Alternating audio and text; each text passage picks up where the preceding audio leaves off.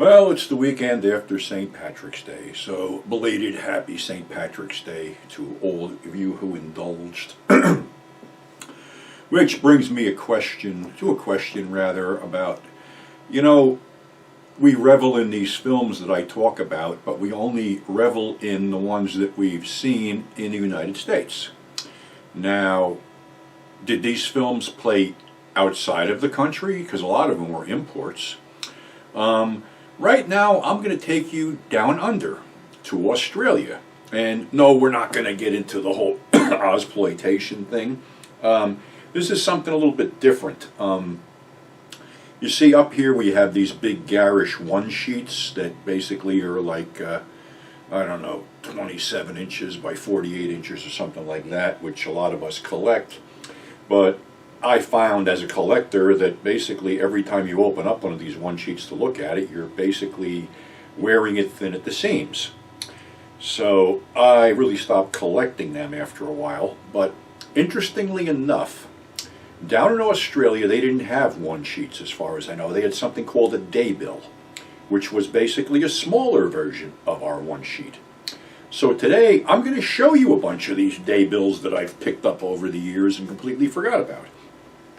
Like this one here. We'll roll this one up. Woman from Deep River. Of course, we're all getting the whole gist of what the name of this film actually is. This is their version of Make Them Die Slowly. I guess because Man from Deep River was a hit down under, that Lindsay's name was on this, and rather than call it Cannibal Ferox, and I guess they didn't have the rights to the Make Them Die Slowly thing because that was out of New York, they called it Woman from Deep River. And from what I gather from people who have seen this certain print, it's pretty well edited. So what else do we have from down here? Here's another film, Satan's Slave, their version of the Satan's Slave one sheet, which is, like I say, these are a little bit more compact and you probably have a better chance of finding frames for these guys. Oh, we got more, trust me, we got a lot more. Sometimes these come rolled. I actually forgot how many of these things I had. Pull some more out. Let's see what this one is. Sort of like show and tell. Oh yeah, we got some good shit here. Really good shit here.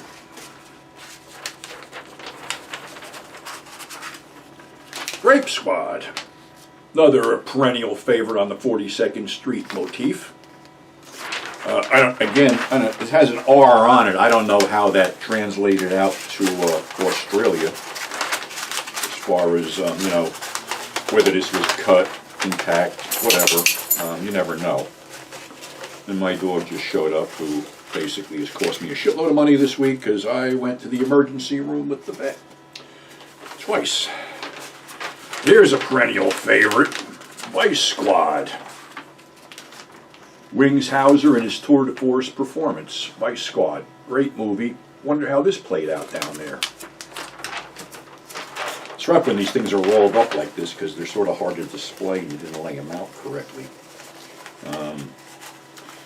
We'll go some that aren't that messed up like this.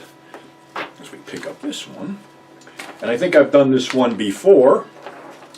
Horror Safari, a.k.a. Raiders of the Lost Gold, whatever. No matter how you slice this one, it's a turd any way you want to slice it. It's really not that good, shot in the Philippines. Has some good actors, Stuart Whitman, Woody Strode, Harold Sakata, Laura Gemser, but again, they're not used really good, and this thing is sort of like not that good.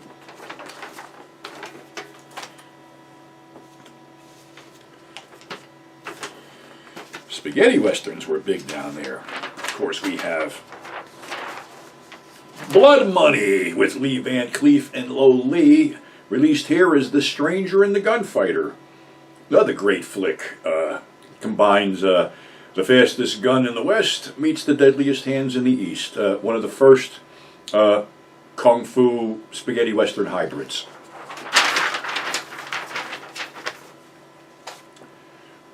And speaking of kung fu, we have Lady Kung Fu. I'm not a big fan or knowledgeable on a lot of this kung fu stuff. We got Angela Mao, who I know was also in, I think she was in Queen Boxer too. She's legendary in the martial arts films, Angela Mao. So Lady Kung Fu, whatever, this might have had another title, but I'm not 100% sure.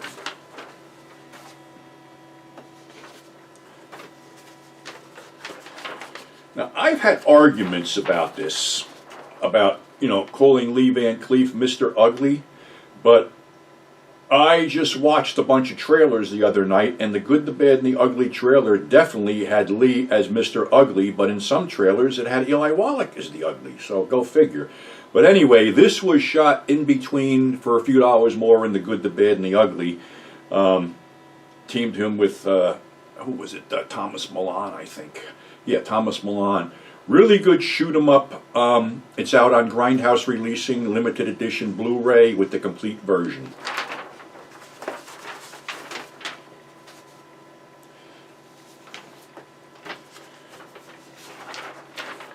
We have Yul Brynner in Audio Sabata, which actually is a retitled film. I believe that the original title of this was called Indigo Black. And it seems that either Lee was unavailable or didn't like the script.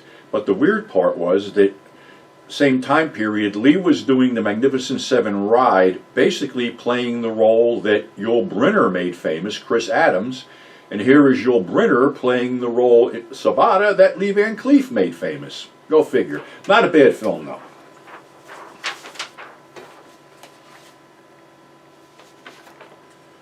But we got a shitload more.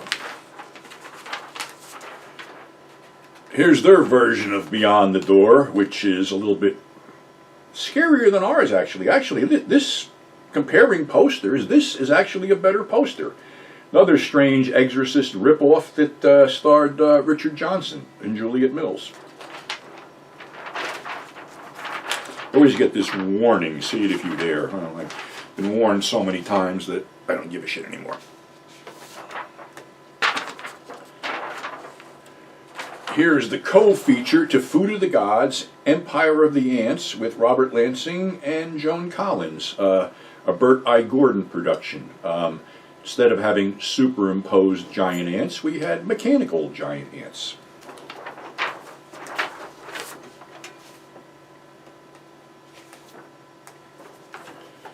My dog's getting bored here. She wants attention, but too bad. All right, splitting these up. I got so many of these. But these are cool, Okay, here's another one. Raw Meat. That was also co-billed with Last Cannibal World as Carnivorous on 42nd Street as a double feature. This is a British film with Donald Pleasance in it, too. Pretty good film, actually, directed by Gary Sherman.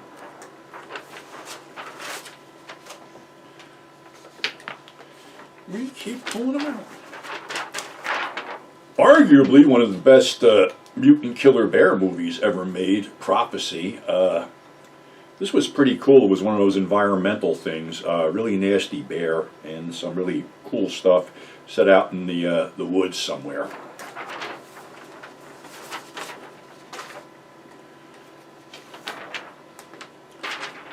This is one of my favorite crime films, Dillinger, because Warren Oates actually looks like John Dillinger. Had a great cast. Warren Oates, Ben Johnson, Harry Dean Stanton, Jeffrey Lewis, whole bunch of people. Really great action-packed film directed by the late John Milius.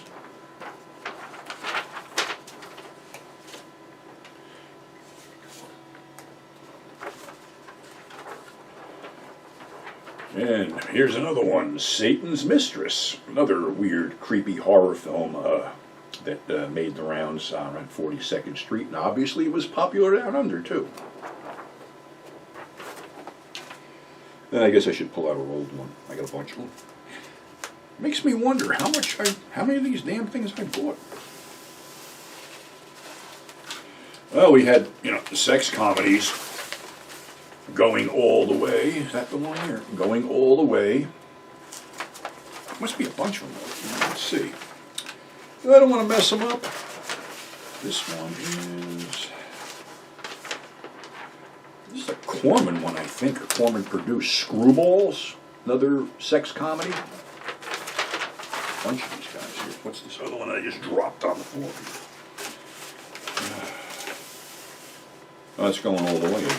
There's something else behind it. I'll wrap these things up. I've never heard of this one. Hot Bubblegum. Could be a mystery film. I don't know, but honestly, I've never heard of it. And never heard of anybody who's in it either. Not strange at all. What else do we have down in the bucket here? Oh, I must have tons of these. Maybe we're never going to get done today. Well, maybe not. I don't know. This might be. I got to look at these better, but okay. Didn't know I had that much of this stuff laying around. One of my favorite actors, Robert Mitchum in The Amsterdam Kill. I actually saw this movie in when they started twinning the bigger theaters, and in twinning them they put a plywood partition between the two theaters. Now, I did see The Amsterdam. I didn't hear it because it was drowned out by the soundtrack of the Kung Fu movie playing in the second theater.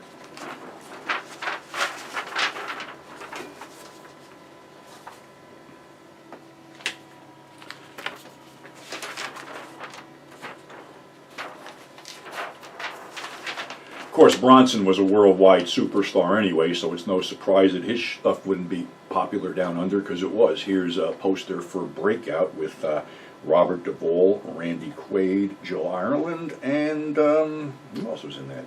Bunch of cool people.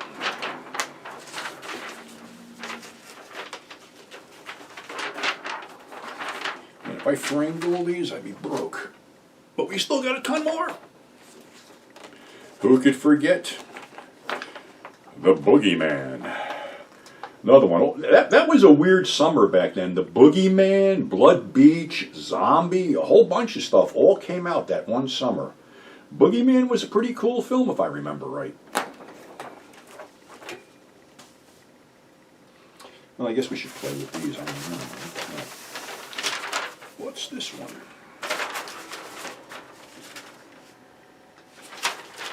The Coming of Seymour. I have no clue. Must be one of those sex comedies. It's rated R.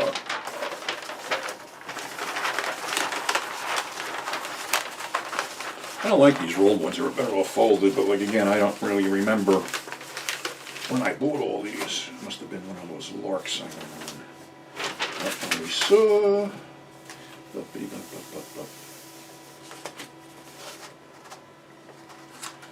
Another, I don't know if they're R's, I guess they're nudie films or something like that. Kind of hard to spread out, but there's one.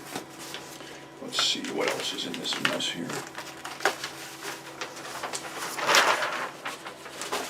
Oh, here's a genre I haven't talked about. I may down the road. Peter Fonda and Jerry Reed in Highball, and another trucker movie. I guess this came hot on the heels of Convoy and Smokey and the Bandit, all those other road movies or something like that. Big CB craze back then. I think they had a TV show, BJ and the Bear, and Moving On. You know, they all, I don't know. I mean, yeah, I was one of those little assholes that drove around with a CB and did Breaker and What's Your 20 and all the other shit, so yeah, I know. What the hell is this one? The Decameron. Another one. I don't even know where this one came from, but anyway.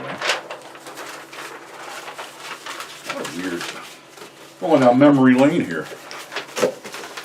Dropping stuff all over the place too. There's one more in here. I think this is a British comedy. The Case of the Smiling Stiffs. Sort of looks like a British comedy. Yeah, but that would make sense because, you know, Australia, Great Britain, whatever. Yeah, it makes sense. British comedy. All right, what else? What did I drop here? Is this one I missed? No, Satan Slave, same one. All right. Any more left in here? Don't want to feel left out. No, what's in here? What is this thing? It'll be a shock to us all when I pull it out because I have no fucking clue. Oh no, this is an actual American insert for Squirm, the Jeff Lieberman Killer Worm movie, which was really cool. Yeah, I think I'm going to have to get this one framed. This is pretty cool. Put it back into tubes, though, so it's okay. What did I miss?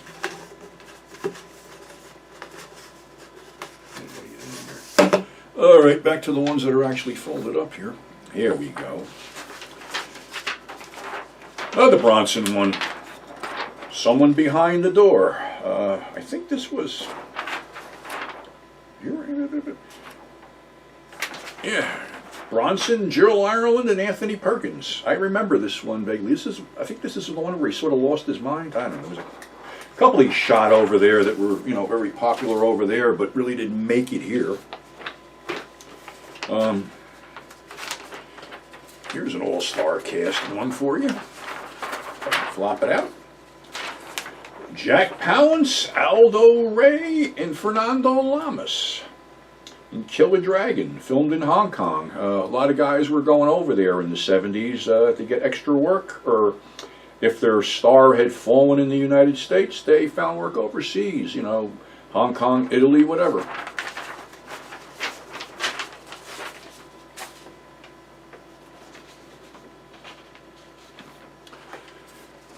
Actually, this is one of my favorite Bronson films. It has a great cast. Another East meets West type of deal with Bronson, Tarusha Mifune, Alan Delon, Ursula Andress, and others. Bronson and Mifune both fought in World War II, and not on the same side, as we know. Bronson was in the Air Force, and Mifune, I believe, might have been the Navy. I don't know. I'm not 100% sure, but this film, unfortunately, has yet to see a Blu-ray release, or any release in this country. You can get imports and stuff, but for some reason, and it's a great, great film. They were running some of it on, actually, YouTube. It might have gotten public domain, I don't know, but I'd love to see this get a really good Blu-ray release. I dropped one under here. I'm not 100% sure. Just kind of get out here. Sloppy disk. What was this one? That's the camera on there. We're getting down to the end of them, I think. One left. And what a one it is. This is a lot better than our damn one sheet, The Incredible Melting Man. Really cool film. Another one of those, an astronaut goes up and a God only knows what comes down. So yeah, this was pretty cool too. Well, I hope you liked that little show and tell deal today.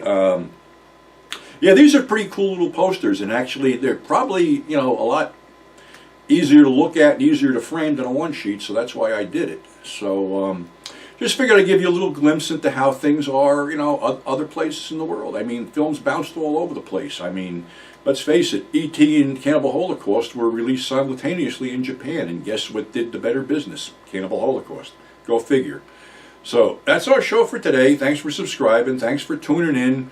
You can reach me at grindhousepurgatory@gmail.com.